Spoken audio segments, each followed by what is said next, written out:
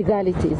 We challenge the IEBC selection panel to categorically explain how Ms. Medieval and Karua were shortlisted and the role, if any, of the NIS in the selection process. We also urge the panel, I want to add there, and anybody else who has conflict of interest, because there may be others whom we don't know and the public knows. We also urge the panel not to take part in any partisan actions that may pose an existential threat to the well-being of the people of Kenya by undermining electoral justice. And you know, electoral injustice has been a great problem in this country. The panel should only nominate persons who are beyond reproach and will carry out their functions in accordance with the Constitution of Kenya. We further demand that the principle of consultation and concurrence be implemented before the final appointment of the commissioners. Between Mr. Ruto and Mr. Odinga on one side and the opposition, which reflects the country's current reality. In other words, what we are saying is this: let there be consultations on one hand with Kenya Kwanza and its allies, and it's obvious ODM is an ally of Kenya Kwanza, and the opposition, which clearly, because the opposition touted in NADCO report for concurrence was the opposition in parliament. In parliament, the second largest party after ODM, which has now gone to government, is Wiper Party, led by my brother Kalonzo Musyoka. There is also the DAPK party and Jubilee, the wing led by Uhuru Kenyatta, the other wing having gone to KK.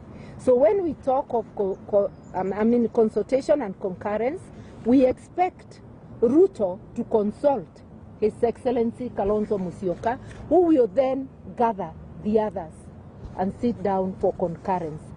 Any appointment of the chairperson or commissioners without reverting to the opposition is totally unacceptable, and we will take whatever action is available to us, legal and political.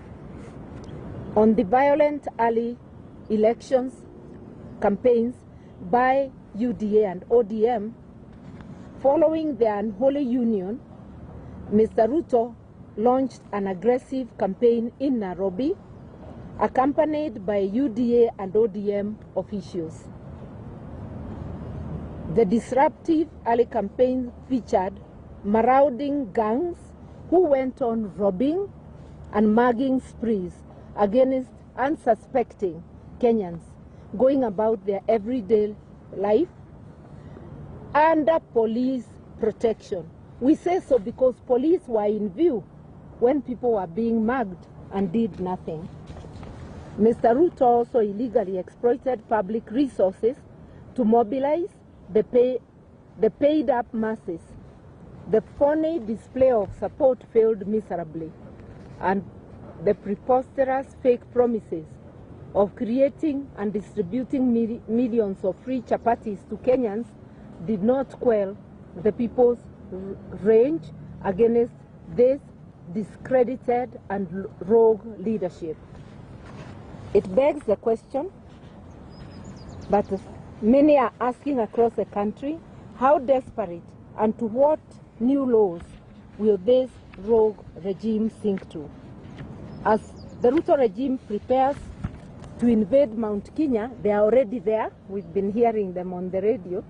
A region with their misguided, Mount Kenya region with their misguided brand of politics, ya tutatenga tutaleta, and I heard him repeating the same words.